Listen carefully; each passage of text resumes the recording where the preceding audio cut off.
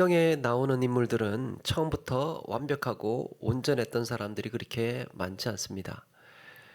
대다수가 인간적인 연약함이 있었고 번번이 실수하고 넘어지는 자들이었습니다. 이런 미숙함은 그들의 말에서 행동에서 드러나곤 했는데요. 그런데 이들 중에는 자신의 연약함을 깨닫고 연단되어서 결국에는 믿음의 사람으로 성장하기도 했습니다. 어떤 사람들은 넘어지고 끝끝내는 변화되지 못하고 몰락하는 사람이 있는가 하면 어떤 사람은 자신의 연약함, 자신의 부족함을 극복하고 깨닫고 성장해 가는 사람이 있습니다. 그 중에 한 사람이 야곱의 아들 요셉이라는 사람이죠. 야곱은 여러 아들들 중에 노년에 얻은 요셉을 더 사랑했습니다. 야곱은 요셉을 편애하면서 채색 옷을 지어 입혔다고 합니다. 이 보통 사람들과는 다른 이 채색 옷은요, 족장이나 족장 후계자만 입는 옷이었답니다. 이게 무슨 말입니까? 야곱은 요셉을 자기 후계자로 생각을 했다는 얘기예요. 장자도 아닌 어린 요셉이 10명의 형들을 제치고 그런 채색 옷을 입고 다니니까 형들이 보기에 좋겠습니까? 더 얄미운 것은 17살에 요셉은 매번 형들의 잘못을 아버지께 쪼르르 가서 일러 바치는 그런 얄미운 아들이었습니다. 그런데 그런 요셉이 나중에 어떻게 성장을 합니까? 자신을 애굽의 노예로 팔았던 형들에게 이렇게 말합니다. 당신들은 나를 해하려 하였으나 하나님은 그것을 선으로 바꾸사 오늘과 같이 많은 백성의 생명을 구원하게 하시려 하셨나니 하나님의 마음을 헤아리고 있습니다. 하나님 이런 뜻이었구나. 그러면서 형들을 돌보고 챙기기로 하는 거예요. 오랜 세월 시련을 겪으면서 그의 신실한 믿음은 연단의 연단을 거치면서 성숙해져 갔던 겁니다.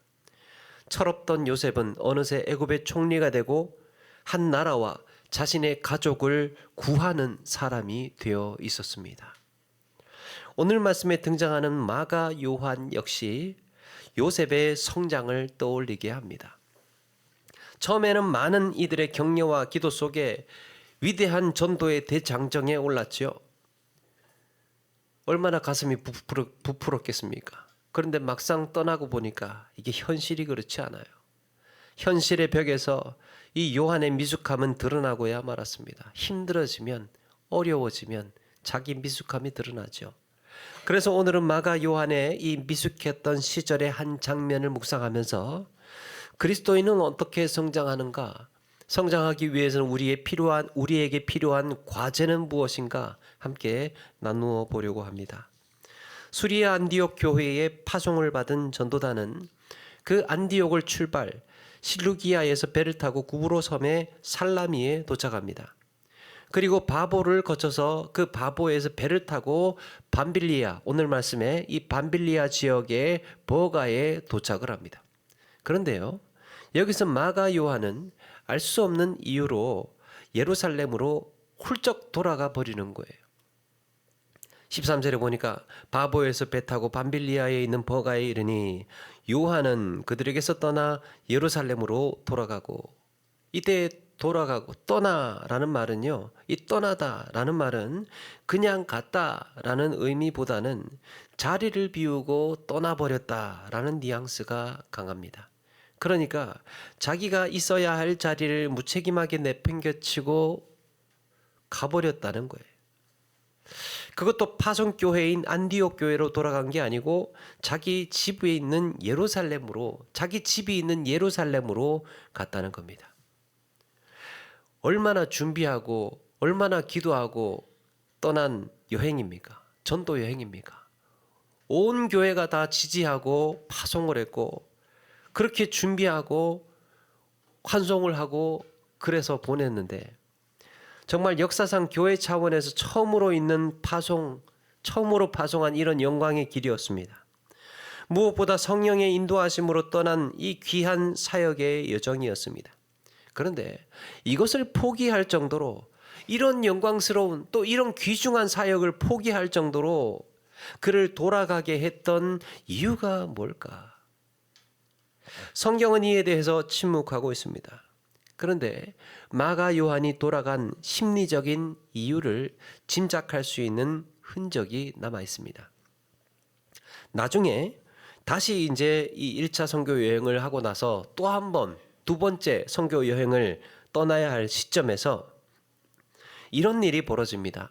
사도행전 15장 37절 이하에 보니까 바나바는 마가라 하는 요한도 데리고 가고자 하나 바울은 밤빌리아에서 자기들을 떠나 함께 일하러 가지 아니한 자를 데리고 가는 것이 옳지 않다 하여 서로 심히 다투어 피차 갈라서니라고 했습니다. 마가가 그 돌아간 사건 때문에 지금 바울과 바나바가 갈라지게 생겼습니다. 사도 바울은 이날 요한이 돌아간 것에 대해서 매우 부적절하게 보았습니다. 부득이하게 무슨 사고가 났다거나 누가 들어도 납득이 될 만한 이유가 있다거나 그런 타당한 이유가 있어서가 아니라 이건 순전히 개인의 인격적인 자질의 문제였다는 겁니다. 어린애처럼 말이지. 뭐가 마음에 뒤틀려가지고 돌아간 거라는 거예요.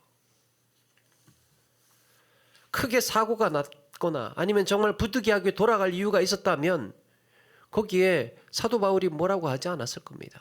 그런데 바울은 두 번째 전도 여행을 떠날 때 쟤는 안 돼. 쟤는 절대로 데리고 가서는 안 될 그만큼 인격적인 미숙한 사람이었다는 것을 이야기하고 있습니다. 그래서 전도 여행 2차 전도 여행을 떠날 때 바울은 바나바와 이 문제를 놓고 심하게 다툽니다. 지난번에 버가에서 집에 가겠다고 다 내려놓고 떠난 것을 잊었느냐? 이번에도 또 그러면 어떡하자는 거냐? 마가를 어떻게 믿고 데리고 간다는 거냐? 사도 바울은 마가를 데리고 가지 않기로 작정을 했습니다. 급기야는 감정 싸움까지 벌어지고 바울과 바나바가 서로 갈라지는 초유의 사태가 일어나게 된 겁니다. 2차 전도 여행 바나바와 마가가 따로 가고 바울과 실라가 2차 전도 여행을 따로 갔습니다. 전도 여행은 두 팀이 되었으나 사실은 아픔 속에 찢어진 두 팀이었던 거예요. 학자들은 마가 요한이 그날 돌아간 이유에 대해서 몇 가지 추정을 하는데요. 어떤 사람은 마가 요한이 아직 어린 나이였기 때문에 힘든 여정을 견디지 못하고 집으로 돌아갔다라고도 하고, 또 어떤 사람은 말라리아에 이 감염이 되어서 병이 나서 돌아갔다라고도 합니다. 또 어떤 사람은 행선지에 대한 불만 때문이었답니다.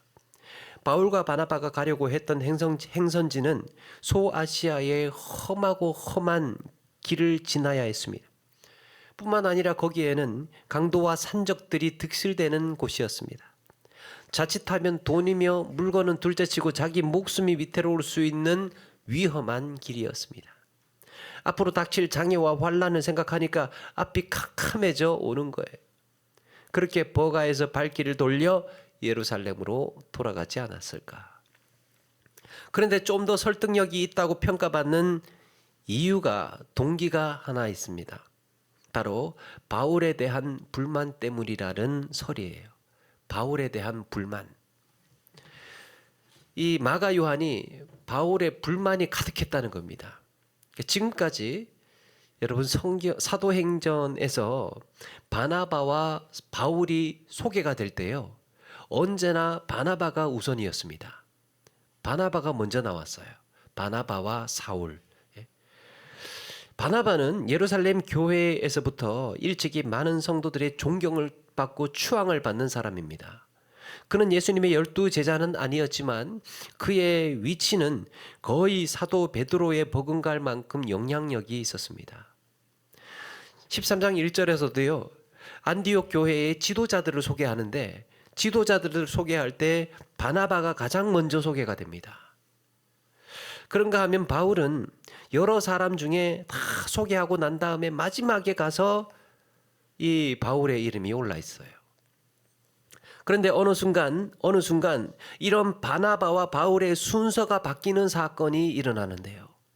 그게 무엇입니까? 바로 앞에 있는 바보에서 있었던 일 때문입니다.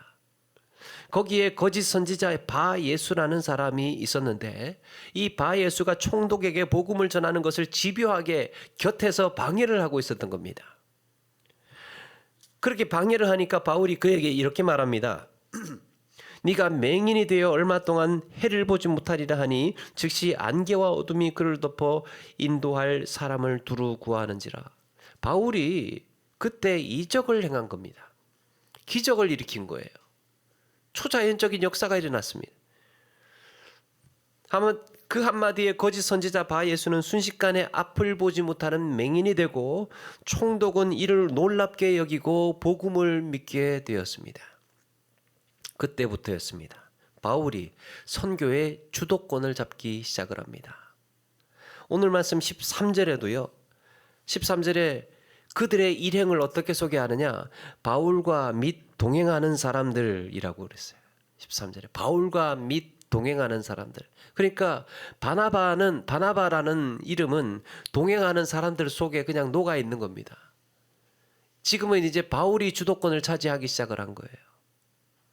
그리고 46절에 가면 바나바와 바울이 아니라 바울과 바나바로 바뀌어 있습니다. 성경 기자가요. 여러분 이름을 기록할 때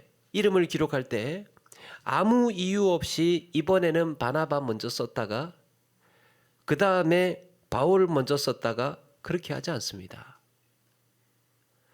기록되는 이름의 순서에 의미가 있어요. 기록되는 이름 순서에도 의미가 있어요.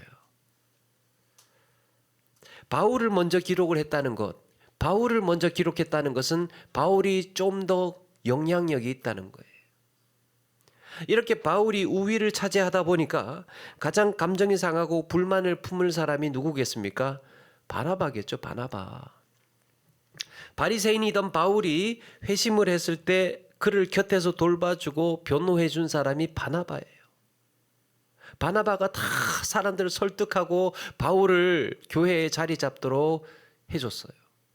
안디옥 교회가 부흥을 하니까요. 사역자가 필요한데 바나바가 길리기아에 있는 다소에 가서 바울을 데리고 온 사람이에요.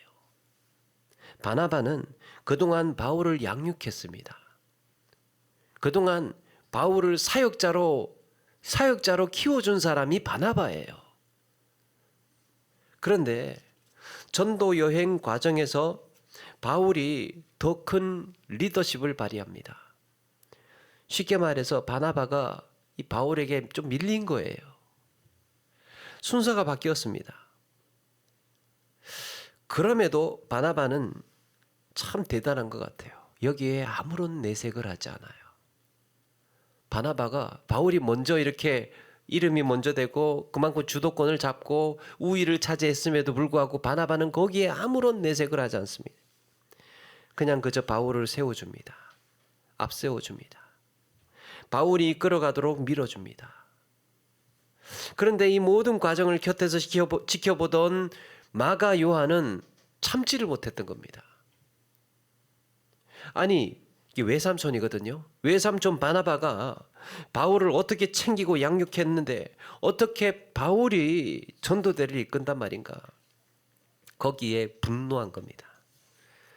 그래서 버가에 배를 타고 버가로 오면서 그 배 위에서 한참을 바나바를 설득을 했는지 몰라요. 아니 외삼촌, 바울이 저렇게 폭주하도록 놔두실 겁니까?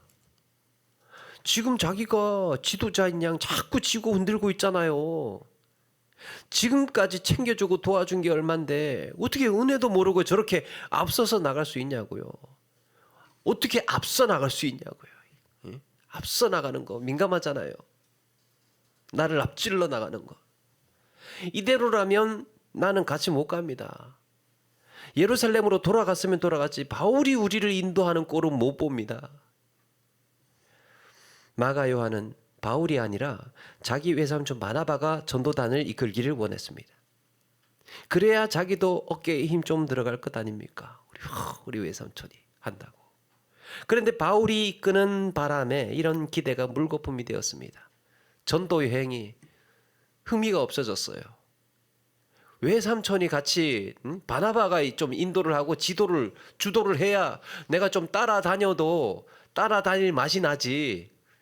왜 삼촌이 지도를 안 하는데, 인도를 안 하는데 다른 사람이 그렇게 하는데 내가 거기에 무슨 재미로 다녀? 결국에 이런 불만과 분노는 전도단 이탈, 사역 중단이라는 매우 불미스러운 일로 이어졌다는 거예요.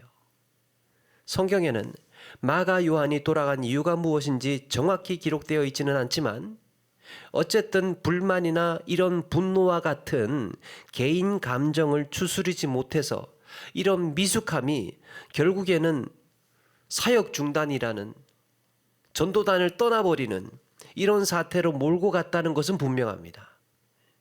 개인의 감정을 잘 추스리지 못해서 자기의 미숙함 때문에 그럼 난 전도단 안 해. 전도 여행 안 해. 사역 안 해. 이렇게 됐다는 거예요. 아마도 바나바가 마가 요한을 데리고요. 나중에 이 바나바와 마가 요한이 두 번째 전도 여행 때 따로 가잖아요. 그렇게 전도 여행을 하면서 같이 많은 대화를 나눴을 겁니다. 특별히 지난날 자신의 미숙함 때문에 이 마가의 미숙함 때문에 바울과 결별하게 됐잖아요. 그렇게 결별했던 일에 대해서도 이야기를 했을 겁니다. 대화 중에 바나바는 마가 요한에게 이렇게 말하지 않았겠습니까? 바울 미워하지 마라. 바울 미워하지 마라. 그도 하나님께서 세우신 사역자고 하나님의 일에 열심히 하다 보니까 일어난 일이라고. 마가의 인간의 개인적인 감정 때문에 누군가를 정죄하거나 판단하는 건 하나님도 기뻐하시지 않을 거야. 그러면서 마가 요한을 설득하고 다독이고 깨닫게 하고 그렇게 했을 거예요. 그렇게 마가 요한은 바나바에게 많은 것을 배우고 깨닫게 됩니다. 마가는 한때 감정적으로 욱하는 마음에 전도 여행을 망쳤던 그때를 떠올리면서 자신의 실패를 딛고 성숙한 믿음의 사람으로 성장해 갑니다. 어찌 보면 사도 바울도 지난번 일 때문에 마가 요한을 데리고 갈 수 없다고 한 것도 그것도 그렇게 좋아 보이지는 않습니다. 두 번째 여행하는데 제 지난번에 어떻게 하는지 봤지? 이제는 안 데리고 가. 마가 요한 끊어내야 돼. 그렇게 하는 것도 그렇게 좋아 보이지는 않아요. 그런데 이들이 마가는 그렇게 배우고 성장하고 성숙해 가는 과정에서요. 나중에 마가복음을 기록하게 되고 복음서의 기자가 되고 또 여러분 바울과 마가의 관계가 어떻게 달라집니까? 언제부턴가요? 마가는 바울을 돕기 시작을 해요. 골로새서 4장 10절에 보니까 나와 함께 갇힌 아리스다고와 바나바의 생질 마가라고 했습니다. 나와 함께 갇힌. 그러니까 마가는 바울과 지금 함께 사역을 하고 같이 갇혀 있는 사람이에요. 같이 갇혀 있는, 고난을 같이 하고 있습니다. 디모데후서 4장 11절에도 네가 올 때, 디모데에게 말합니다. 네가 올 때 마가를 데리고 오라. 그가 나의 일에 유익한 자니. 그가 나의 일에 유익하니라. 디모데에게 편지하면서 네가 올 때 마가 꼭 좀 데리고 와라. 우리 마가 꼭 좀 데리고 와라. 그가 내 일에 참 많은 도움이 된다. 마가는 어느새 바울이 인정하는 훌륭한 일꾼으로 성장해 있었습니다. 오히려 곁에서 바울을 위로하고 용기를 주고 그가 달려갈 길을 누구보다 지지하고 기도하는 동력자가 되어 있었습니다. 좀 성장을 하니까요. 조금만 성장을 하니까 조그만한 부분이 해결이 되고 나니까 감정적인 문제가 치유가 되고 나니까요. 정말 좋은 동력자가 됐어요. 큰 시너지가 일어나게 됐던 겁니다. 우리는 오늘 말씀에서 과연 그리스도인이 성장하고 성숙하기 위해 꼭 해결해야 하는 과제 한 가지를 만나게 됩니다. 여러분, 마가 요한의 문제가 무엇입니까? 마가 요한의 문제. 외삼촌 바나바가 전도단을 이끌지 못한다는 이유 때문에 그게 아니어도 개인적이고 미숙한 감정을 다스리지 못한 것 때문에 마가는 전도의 사명을 버렸습니다. 나 안 해. 가버린 거예요. 기분 나빠서 안 해. 가버린 겁니다. 아니 우리 외삼촌이 전도단을 지도해야 내가 같이 따라가지. 안 하면 안 해. 여러분, 바나바가 전도단을 지휘하는 것은 물론 좋은 일일 겁니다. 자기 외삼촌이 그렇게 지도를 하고 전도단을 이끌면 기분 좋겠죠. 어깨에 힘도 들어가고 좋겠죠. 그런데 그거 못한다고 해서, 다른 사람이 그 자리를 차지한다고 해서, 인솔한다고 해서 전도의 사명을 버릴 이유가 되지는 못한다는 거죠. 기분은 좀 안 좋을 수 있지만 이것이 위대한 사명과 맞바꿀 정도는 아니라는 거예요. 그런데 우리는 여러분, 종종 미숙한 감정 때문에요. 미숙한 감정 때문에 더 큰 손실을 쉽게 바꾸어 버리곤 합니다. 더 큰 거를 바꾸어 버려요. 버려버려요. 그럼 나 안 해. 큰 걸. 저는요, 이것을 감정의 나비 효과라고 생각합니다. 감정에도 나비 효과가 있어요.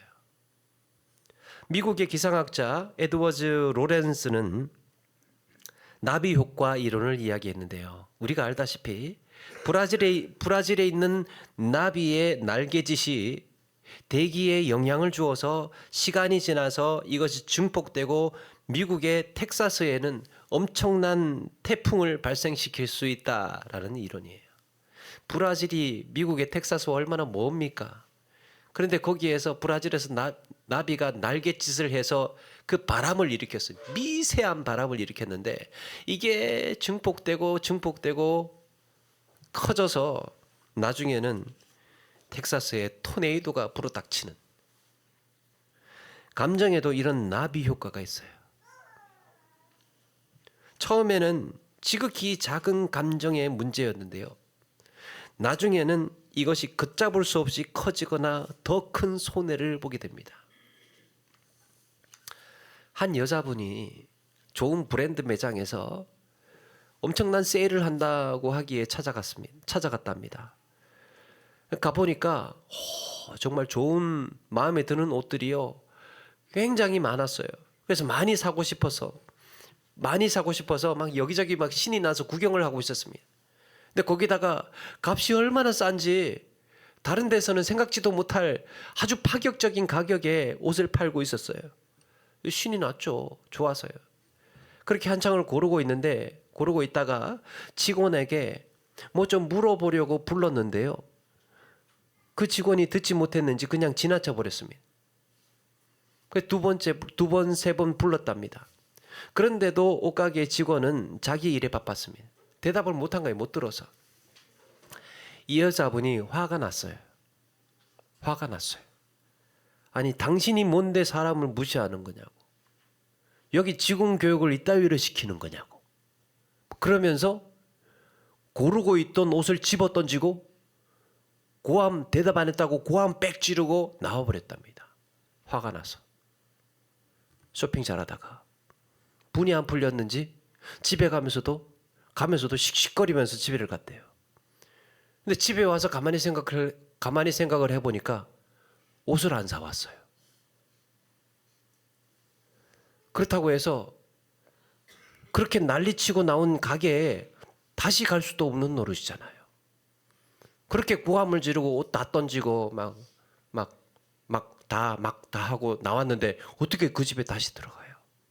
근데 그 가격에는 그렇게 좋은 옷을, 이쁜 옷을 살 수가 없는데, 그날 무시당했다는 감정 때문에 그 좋은 옷을 사지 못하는 손해를 보고 말았습니다. 여기서 중요한 건 감정의 분리예요. 감정의 분리. 여러분, 성숙하다는 것, 성숙해져 간다는 것은 감정을 분리할 줄 알아야 된다는 거랍니다. 사람이요, 무시당했다는 느낌이 들면 기분 안 나쁠 사람이 어디 있습니까? 그 사람이 무시를 당했다고 느껴지면 느껴진 거죠, 뭐 그거는. 그런 감정이 들면 마음이 상해요. 상할 수 있어요. 근데 그건 그거고 옷은 사고 나와야지. 그건 그거고 옷은 사고 나와야지. 감정이 내가 무시당했다는 느낌 때문에 왜 그 좋은 옷을 못 사고 나왔냐 이거예요. 어디 방송에서 어떤 교수님이 부부 상담을 주제로 강의를 했는데요. 그 강의를 듣던 분이 이런 얘기를 합니다. 자기는 부부 싸움을 하면 도저히 그날은 같이 있을 수가 없더래요. 그래서 이제 그냥 확 나와 버린대요. 나 간다. 그러면서 확 나와 버린답니다. 그런데 곤란한 거는 그렇게 나올 때는 막 뭔가 박력 있게 해서 고함 빽 지르고 나왔는데 나중에 다시 들어가려니까 나 간다고 그러고 나왔는데 또 다시 들어가려니까 뭔가 이게 조금 이렇게 좀 굽히고 들어가는 것 같기도 하고, 응? 나간다고 해서 멋있게 나왔는데 다시 들어가기가 힘들더래. 그게 고민이랍니다. 그래서 강사님 뭐라고 하느냐, 화가 나면, 정말 화가 나면 잠깐 집을 나와도 된대요. 잠깐 좀 잠깐 떨어져도 된대요. 화가 나니까. 나갈 때는, 그런데 나갈 때 나 간다 그러면서 나가지 말고 한마디를 덧붙이랍니다. 나 갔다 올게.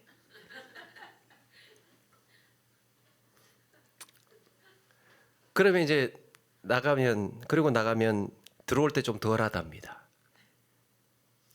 화가 났어요.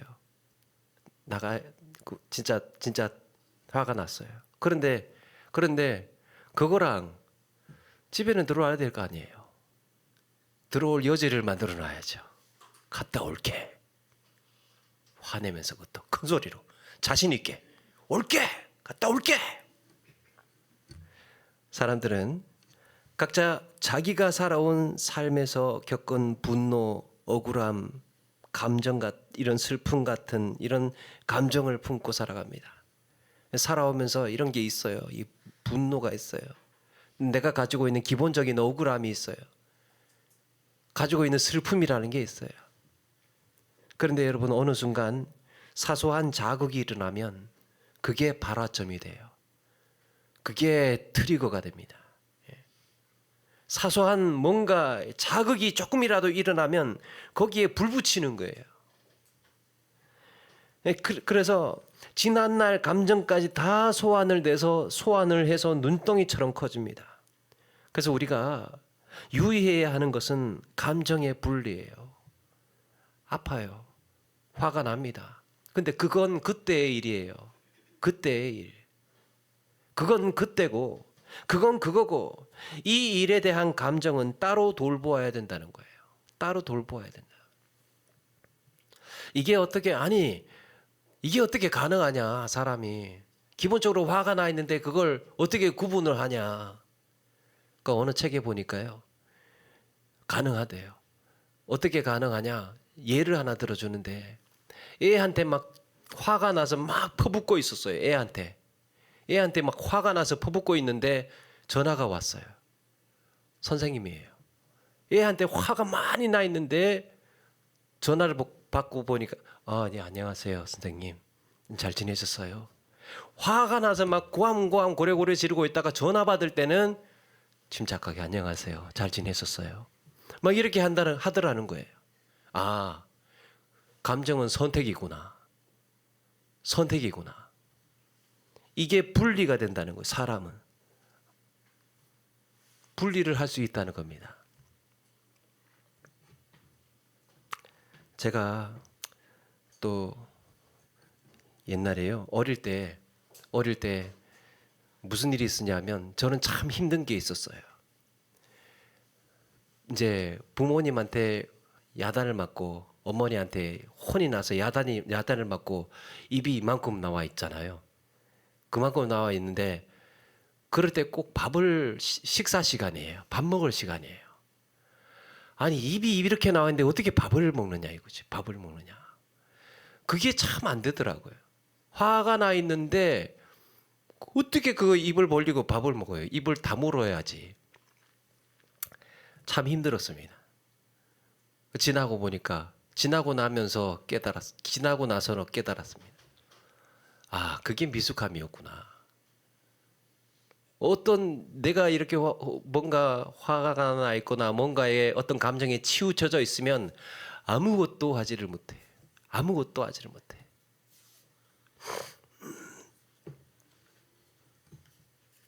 성숙한 사람일수록 감정을 선택할 수 있답니다. 나는 내 감정의 노예가 아니라 내 감정의 주인이기 때문에. 그래서 내 감정을 통제하는 권리를 남에게 주어서는 안 됩니다. 우리 가끔 그런 얘기 하잖아요. 나를 자꾸 화나게 하잖아, 저 사람이. 날 자꾸 화나게 하잖아. 여러분, 날 자꾸 슬프게 하잖아. 화나게 하잖아. 그 누구 때문에, 누구 때문에. 여러분, 그 사람이 내 감정의 주인입니까? 그 사람이 나를 화나게 하면 내가 화를 내야 되는 겁니까? 주인이 누굽니까? 그가 아니고 내가, 나죠. 내가 주인이에요. 그래서 그 감정을 선택하고 조절할 수 있는 권리는 나에게 있습니다. 그건 내 권리예요. 그가 아무리 자극을 하고 아무리 뭔가를 해도 내 감정은 내가 선택할 수 있고 조절할 수 있다는 거죠. 부활하신 주님은 갈릴리 바다에서 고기 잡던 제자들을 찾아가셨습니다. 보통 사람들 같으면 고함을 지르면서 빨리 나오라고 했을 거예요. 야, 니들 다 나와봐. 부활하신 주님이 다 나와봐. 뭐 내가 잡히니까 다 도망가 버리고 한 놈도 도와주는 놈 없고 말이야. 니들 그래도 그래놓고도 제자야, 제자? 막 그렇게 화를 내고 그동안 키웠던 제자들, 니들은 앞으로 내 제자가 아니다, 이렇게 다 내쫓았을 수도 있었겠으나 우리 주님은 그런 일을 겪으시고도 화를 내지 않으셨습니다. 비록 이들이 두려워서 나를 배신하고 나를 버리기는 했으나 그 일로 인해서 사랑하는 제자들을 잃을 수는 없었기 때문이에요. 제자들이 두려워서 겁이 나서 예수님을 버리고 배신했잖아요. 그렇다고 해서 예수님이 그 사랑하는 제자들을 버릴 이유까지는 없었던 거예요. 이건 이거고 이건 이거예요. 그럼에도 다시 일으키고 다독여서 함께 가야 했기 때문이에요. 사랑하는 여러분, 우리는 내 미숙한 감정으로 인해서 더 큰 손실을 보신 적이 있습니까? 내 체면, 내 자존심에 엉켜있는 미숙한 감정 때문에 더 어리석은 결정, 더 미련한 판단을 하지는 않았습니까? 따라서 이로 인해서 얻게 될 불필요한 손해를 살피고 분별해서 더 지혜롭게 마음을 돌볼 줄 아는 우리 성도의 삶이 되어야 할 줄로 믿습니다. 오히려 우리의 실패, 우리의 미숙함이요, 나중에는 약이 되어서 더 향기로운 삶의 열매가 되어야 하겠습니다. 말씀을 마칩니다. 이 땅을 사는 동안에 복음의 증인으로 살면서 더 귀하고 값진 일이 내 연약한 감정으로 인해서